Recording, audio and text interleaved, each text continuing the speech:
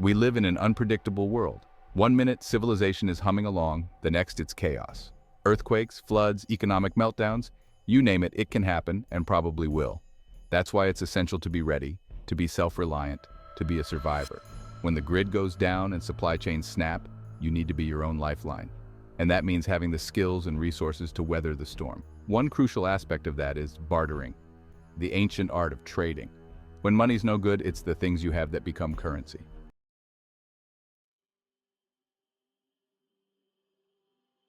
When disaster strikes, food becomes more valuable than gold. And in the high-stakes world of bartering, non-perishable foods are your gold bars. Canned goods, for example. They last for ages and can provide vital calories when you need them most. Beans and rice are another must-have. Packed with nutrients and easy to store, they're a true survival staple.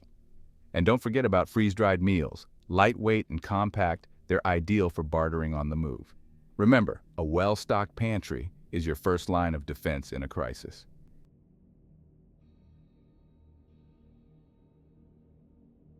Now, while sustenance is paramount, variety is the spice of life, even in a crisis. Having a diverse range of non-perishable foods will make your trades more appealing. Think about it. Would you rather have another can of beans or a jar of honey to sweeten your day? Spices can also be worth their weight in gold, adding flavor to otherwise bland meals. Coffee and tea are also fantastic barter items. They provide comfort and a sense of normalcy in chaotic times. Remember, a little variety goes a long way in maintaining morale.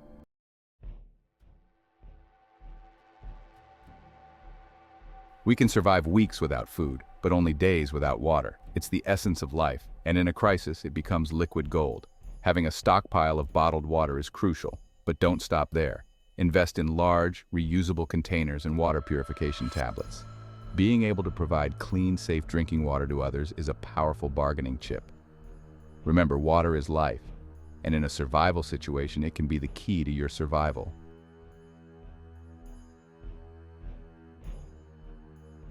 Now, while bottled water is essential, there are other ways to secure this precious resource.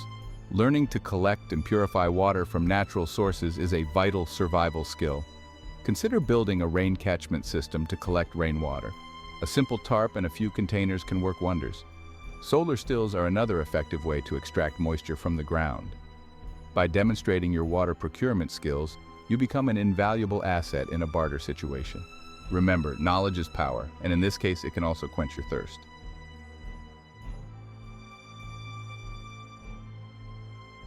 We've talked about food and water, the essentials for immediate survival. But in a crisis, injuries are common. A well-stocked first aid kit becomes your lifeline. Remember, we're not just talking about a few band-aids here. We're talking gauze, antiseptic wipes, pain relievers, burn cream, the works. You need to be prepared for anything. A deep cut out here, miles from civilization, could mean the difference between life and death. Trust me, I've seen it firsthand. A good first aid kit is worth its weight in gold in a barter situation. People will be desperate for antibiotics, pain relief, anything to ease suffering and prevent infection. Having these supplies on hand instantly elevates your position in a barter situation. You become a valuable asset, someone people will seek out.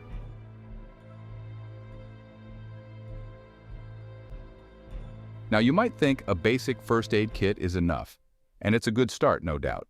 But let me ask you this. What happens when you run out of supplies, or you encounter a situation requiring more specialized knowledge? That's why I always recommend going beyond the basics. Learn basic first aid, understand how to treat common injuries. Knowledge, my friends, is just as valuable as any physical item in a crisis. Knowing how to splint a broken leg, treat a snake bite, or even deliver a baby, these skills could save lives, including your own. And believe me, those skills will make you indispensable in a barter situation. Don't underestimate the power of knowledge and practical skills. In a crisis, they become highly sought-after commodities. Remember, preparation is about more than just gathering supplies. It's about equipping yourself with the knowledge to survive.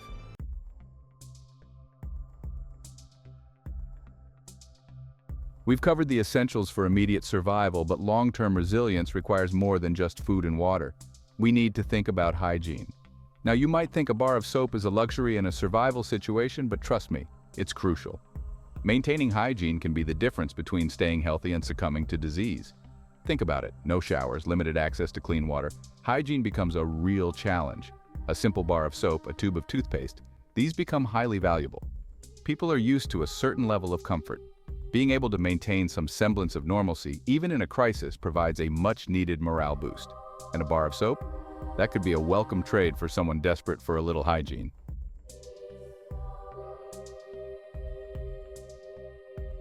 Beyond the practical hygiene benefits, toiletries have another important function in a crisis: maintaining morale. A little bit of soap, some shampoo, these items can make a huge difference in how people feel about themselves. In a crisis, it's easy to feel defeated, hopeless. But something as simple as being able to wash your face and brush your teeth can provide a much-needed sense of normalcy and dignity. Remember, we're talking about a barter economy here. People are looking for things that bring comfort, that provide a sense of hope. Toiletries, often overlooked, can become surprisingly valuable commodities in this context. Never underestimate the power of human psychology in a survival situation. Sometimes it's the smallest comforts that make the biggest difference.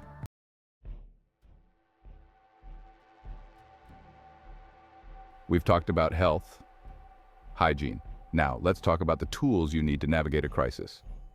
And I'm not talking about fancy gadgets. I'm talking about the bare essentials: a good multi-tool and a sturdy knife.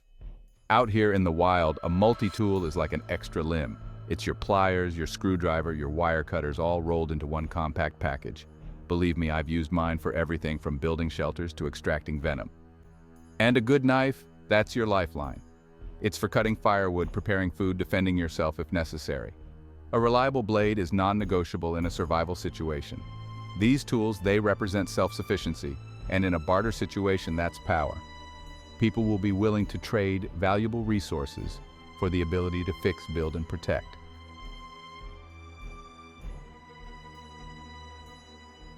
Now, not all multi-tools and knives are created equal. You need something durable, reliable, something that won't break under pressure. Choose tools made from high-quality steel with a comfortable grip. When selecting a knife, consider the blade shape and size. A drop-point blade is versatile, good for a variety of tasks, and make sure the handle provides a secure grip, even when wet.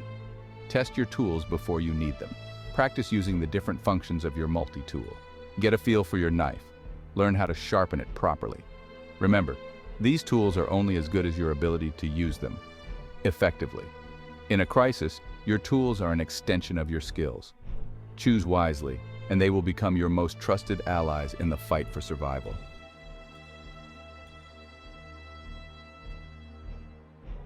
Surviving in a crisis is about more than just the basics. The cold can be a brutal adversary. A drop in temperature can be the difference between life and death. Warm clothing and blankets are worth their weight in gold. A thick coat could be someone's only defense against hypothermia. A wool blanket could mean a decent night's sleep. These aren't luxuries, they're lifesavers.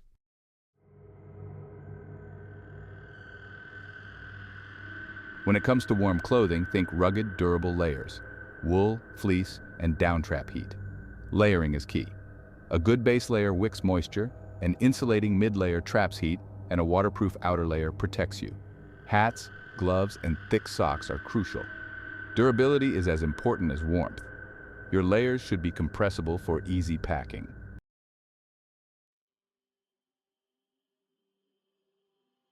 We've covered staying warm, but let's talk about another essential element for survival: fire. That's where fuel comes in. In a crisis, access to fuel can be the difference between a hot meal and going hungry. Gasoline, propane, butane. These are the lifeblood of a grid-down world. They power our stoves, our lanterns, our generators. Having a stockpile of fuel puts you in a position of power. It's about staying warm, cooking food, and maintaining a sense of normalcy.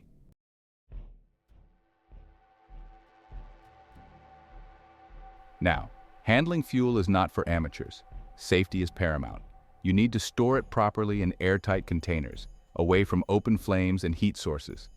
A leak or a spark can lead to a disaster, so be smart and be cautious. When it comes to bartering, fuel is like gold, but be strategic. Don't reveal your entire stockpile. Start small, gauge the demand, and be prepared to drive a hard bargain. Remember, this is a valuable resource, and you don't want to be taken advantage of. Consider bartering fuel in smaller, more manageable quantities. A liter of gasoline for a week's worth of fresh eggs, for example. or a canister of propane for a warm blanket and a first aid kit. Remember, knowledge is power. Understand the value of what you have, and don't be afraid to negotiate for what you need.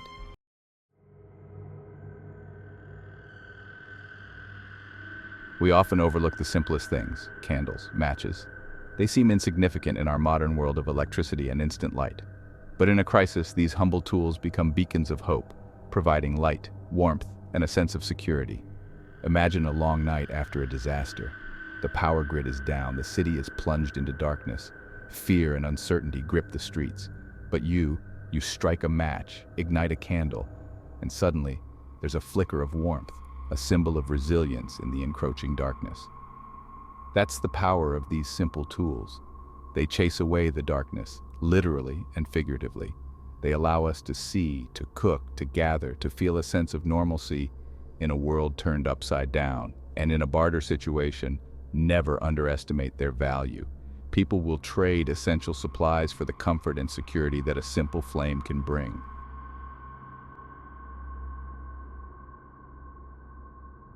Now, when it comes to candles, opt for long-burning, unscented varieties. They'll last longer and won't attract unwanted attention with strong odors. Beeswax candles are ideal. They burn cleanly and provide a surprising amount of light. Matches are equally crucial. Keep them dry and stored in a waterproof container. Consider investing in storm-proof matches. They'll ignite even in damp conditions, a lifesaver in a survival situation. When bartering, think small. A few candles for a meal, a box of matches for a vital tool. These small trades can add up, allowing you to gradually acquire the resources you need to survive. Remember, in a crisis, every little advantage counts. Candles and matches provide light, warmth, and hope. Essentials that are worth their weight in gold when the grid goes down.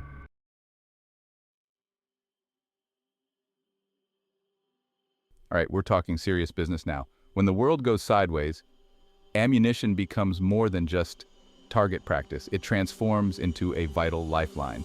Picture this, you're facing a desperate situation. That's when having the right ammo makes all the difference. It's about having the means to defend what's yours. Be smart, be responsible, and be prepared.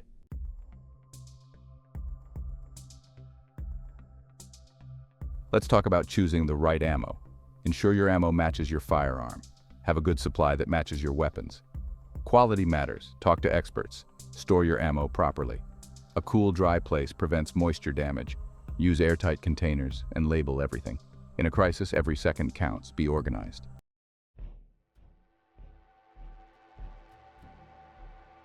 We live in a digital age, constantly relying on our phones and computers for information. But what happens when the grid goes down? When there's no internet, no power, no signal? That's when good old-fashioned survival manuals become invaluable. These books hold a wealth of knowledge, from basic first aid to building fires, finding food, and navigating by the stars. They're like having a survival expert by your side, guiding you through the toughest challenges. Think of it this way. You wouldn't climb Mount Everest without a map and compass, would you? Well, navigating a crisis situation is no different. You need the right knowledge, the right tools, and the right mindset to survive. And that's where survival manuals come in. They're not just books, they're lifelines packed with practical advice and time-tested techniques that could mean the difference between life and death.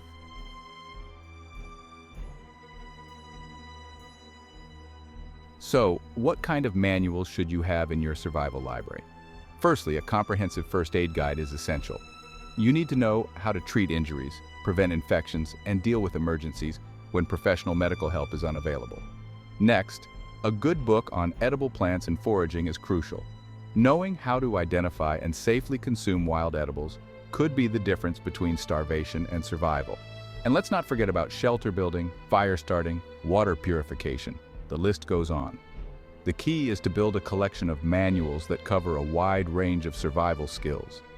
Look for books with clear instructions, illustrations, and practical advice that you can apply in real-world situations.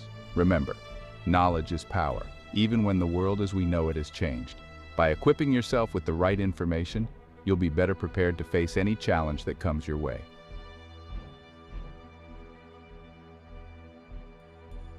In times of crisis, the ability to barter effectively can mean the difference between thriving and merely surviving.